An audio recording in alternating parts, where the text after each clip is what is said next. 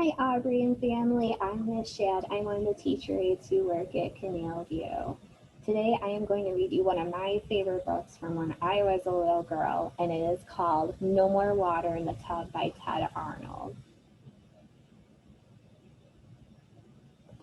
Let me share my screen. No More Water in the Tub by Ted Arnold.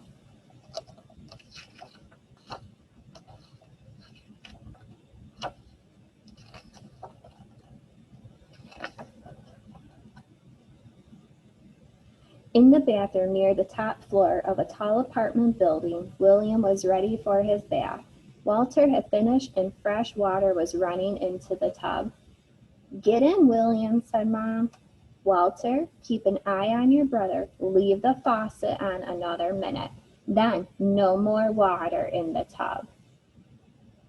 "Aw, Mom," William said as he climbed in.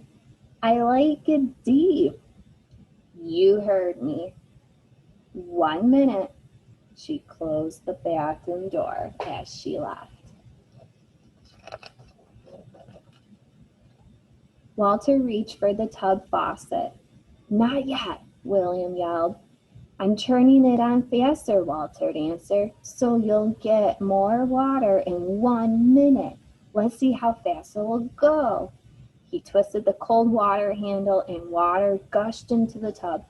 "What if I turned it all the way until—" It came off.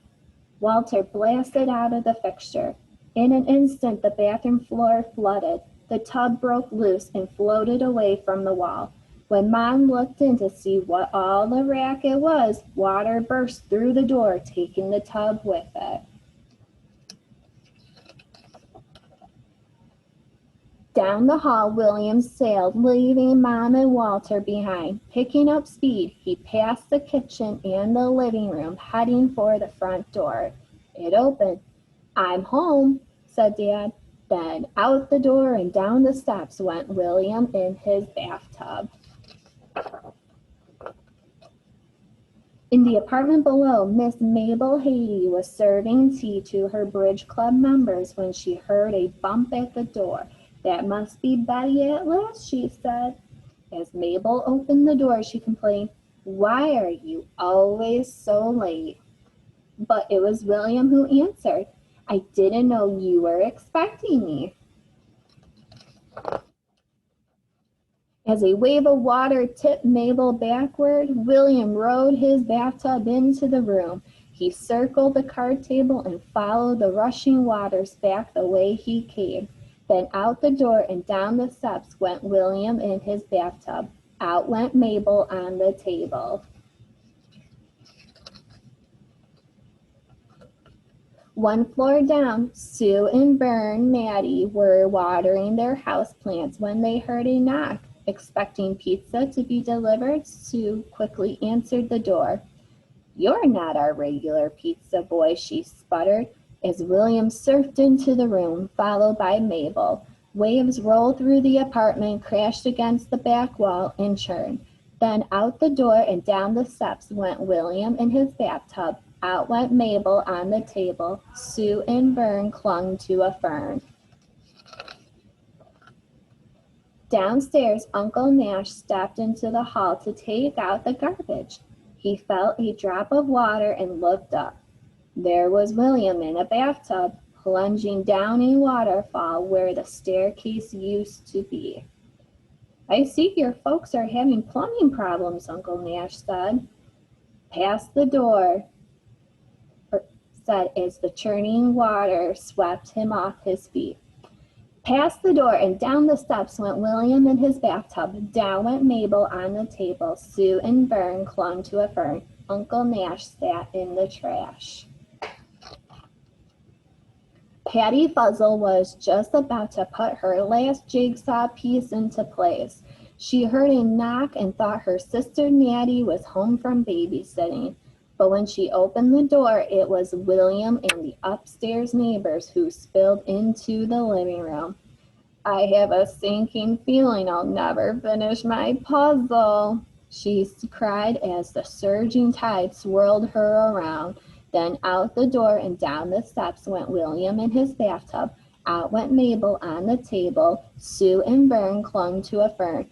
Uncle Nash sat in the trash. Patty Fuzzle steered her puzzle.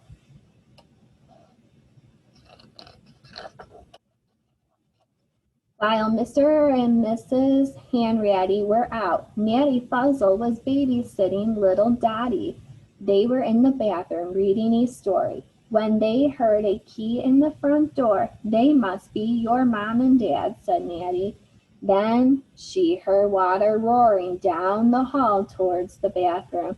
William's tub pushed the Hanrattys inside. "We're home," they managed to say. Then out the door and down the steps went William in his bathtub. Out went Mabel on the table. Sue and Vern clung to a fern.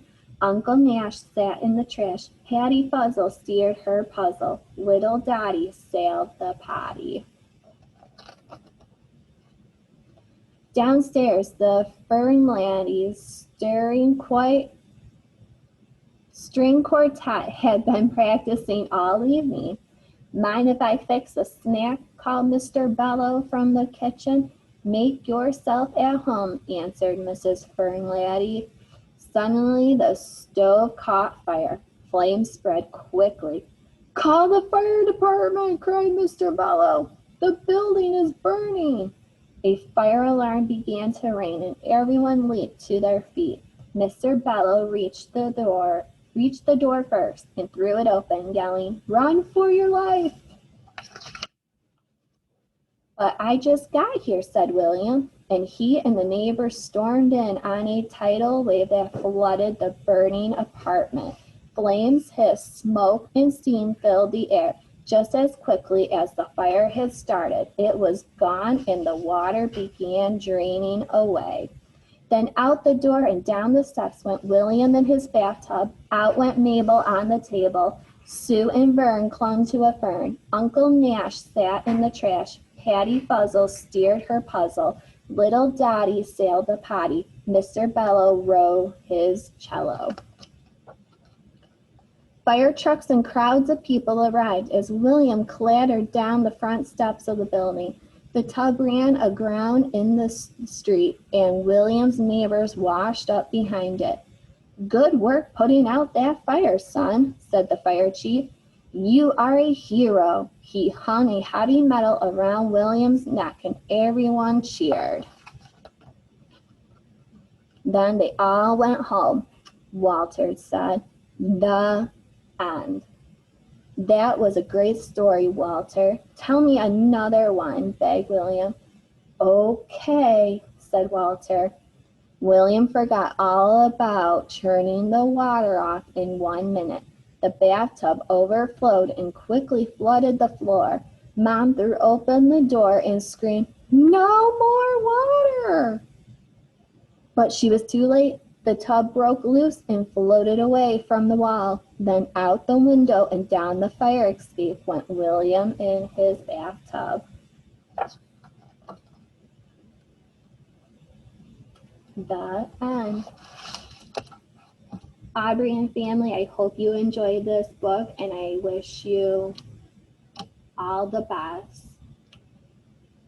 Take care.